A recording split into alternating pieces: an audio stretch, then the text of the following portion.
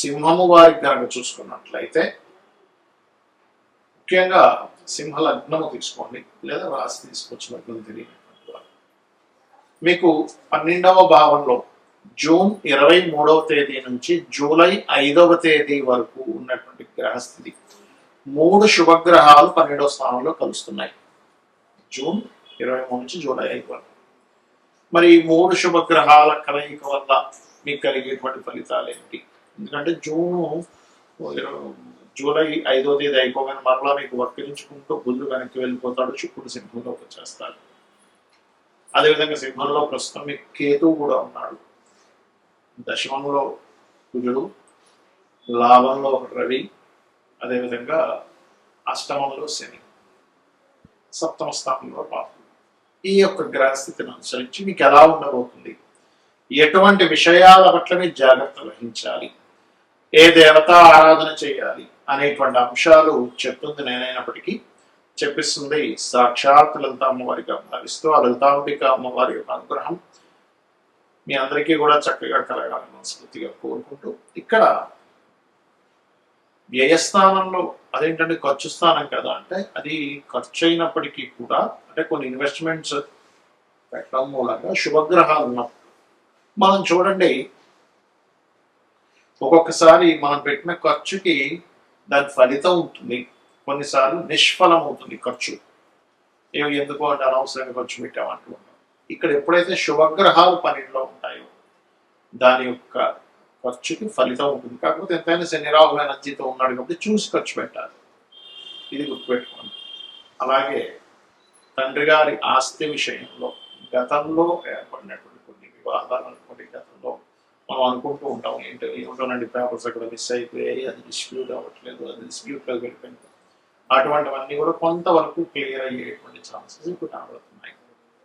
అదేవిధంగా మీరు ఏదైనా గృహం కానీ వాహనం కానీ కొనుగోలు చేయడానికి, మీకు అప్పు లభించడానికి, అదే కాకుండా మీకు ఇప్పుడు అష్టమ శని నడుస్తుంది. ఎప్పుడైతే అష్టమ శని ఉందో, శని మీద ఎప్పుడైతే ఈ గురువు శుక్రుడు బుధుడు కలిసినటువంటి, అంటే గురువుకి 9వ దృష్టి ఉంటుంది, బుధ శుక్రుడు కలయికతో కూడినటువంటి దృష్టి. దీని మూలంగా ఏంటంటే తాతగారు ఆస్తి విషయంలో ఏదైనా వివాదాలు క్లియర్ అవ్వడం, రీసెర్చర్స్ కలిసి రావడం. చూడండి, మనం ఏదైనా ఒక రీసెర్చ్ చేస్తూ ఉంటాం, ఆ యొక్క రీసెర్చ్ అనేటువంటి కలిసి రావడం అనేటువంటి జరుగుతుంది ఇక్కడ అష్టమ శని మీద ఈ గురువు దృష్టి మూలంగా. అలాగే లగ్నంలో కేతు ఉన్నందుకు కాస్త దేవత కొంత స్పిరిచువల్ లైన్లోకి వెళ్తూ ఉండండి.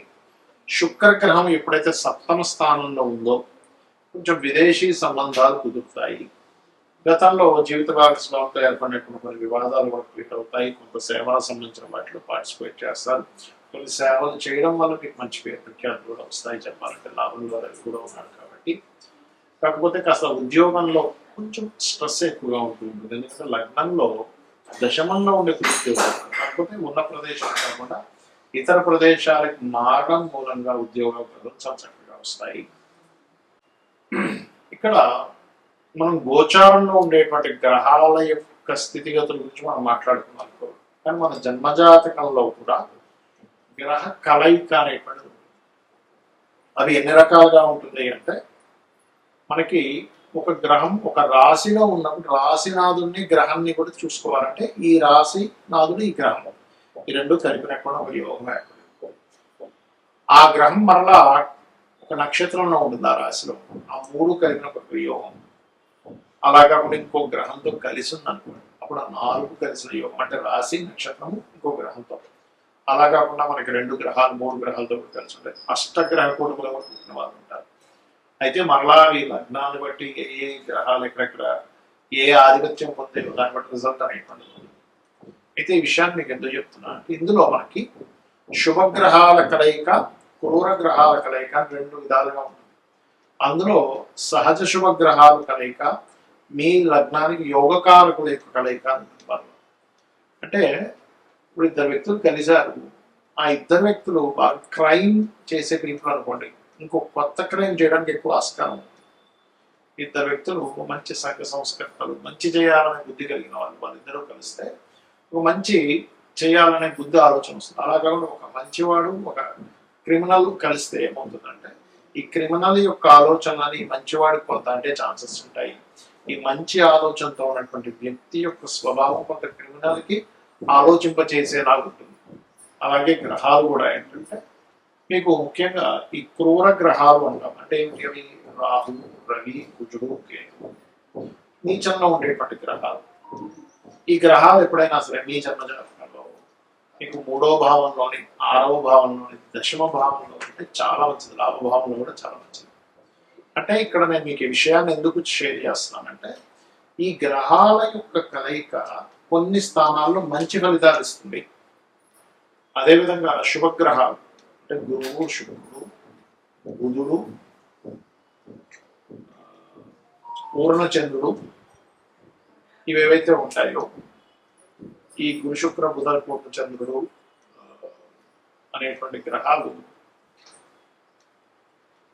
లగ్నంలో కానీ, అంటే లగ్నంలో ఉంటే స్వభావం, చక్కటి స్వభావాన్ని, ధనభావంలో ఉంటే ధనానికి ఇక్కడ ఇబ్బంది లేకుండా కలిగించడం, మరియు అదేవిధంగా మీకు చతుర్థంలో ఉంటే మంచి గృహయోగాన్ని, పంచమంలో ఉంటే మంచి విద్యాయోగాన్ని, మరియు చతుర్థంలో ఉంటే విద్యాయోగం, గృహయోగం, పంచమంలో ఉంటే సంతాన యోగాన్ని, మంత్రయోగాన్ని ఇస్తూ, సప్తమంలో ఉంటే మంచి జీవిత భాగస్వామి, మరియు అష్టమంలో ఉంటే తాతగారి ఆస్తి సంబంధించిన విషయాలు అనుకూలత, 9లో ఉంటే మంచి గురువుని ఇలా ఇస్తూ ఉంటుంది. 12లో ఉంటే మంచి జీవిత భాగస్వామి, మంచి తండ్రి నుంచి ఆస్తి ఇలా ఇస్తూ ఉంటుంది.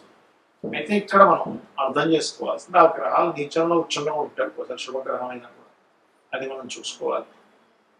ఇక ఈ యొక్క గ్రహాలు రివర్స్ లో ఉన్నాయనుకోండి, అదే ఉదాహరణకి పాపగ్రహాలు శుభస్థానంలో 2లో ఉన్నాయి, గొడవలు కుటుంబ సభ్యులతో, 4లో ఉంది ఏదైనా ప్రాపర్టీ తీసుకుంటే గొడవ, 5లో ఉండి సంతానంతో, ఫ్రెండ్స్తోనే ప్రేమించిన వారితో గొడవ, 12లో ఉన్నాయి అవసరానికి వ్యసనాలు. ఇలా ఒక్కొక్క గ్రహం యొక్క ఫలితము పలానా రాసుల్లో ఉన్నప్పుడు పలానా భావాల్లో మారిపోతుంది. అలాంటప్పుడు ఏమి టెన్షన్ పడకుండా ఒకటే గుర్తుపెట్టుకోవాలి, ఏ గ్రహాలైతే మీకుండి ఆ మహాదశలు నడుస్తున్నాయో ఇక్కడ మరొక కీలకమైనటువంటి అంశం ఏమిటంటే ఆ గ్రహ కలయికి సంబంధించిన మహాదశలు, అంతర్దశలు రావాలి. రాకుండా ఏమీ ఎప్పుడు ఇబ్బంది పెట్టదు. అంటే మనకు ఆ కర్మ రాదనమాట. ఇక్కడ గ్రహం ఇబ్బంది పెట్టడం కాదు, మనకు ఆ కర్మ రూపంలో మంచిగానే చెడుగానే వస్తుంది అన్నమాట. ఆ మహాదశలు, అంతర్దశలు వచ్చినప్పుడు మాత్రమే మీరు దాన్ని అర్థం చేసుకోవాలి, ఆలోచించాలి, దానికి సంబంధించిన రెమెడీ చేసుకోవాలంటే దానికి ఇవ్వడం, ఆ మంత్ర సాధన చేయడం చేస్తుంటారు. సో అయితే ఈ గ్రహాలు ముఖ్యంగా మనకి 3 గ్రహాలు గోచారంలో కలిసిన దేశకాల పరిస్థితుల్లో కూడా అనేక మార్పులు వస్తాయి.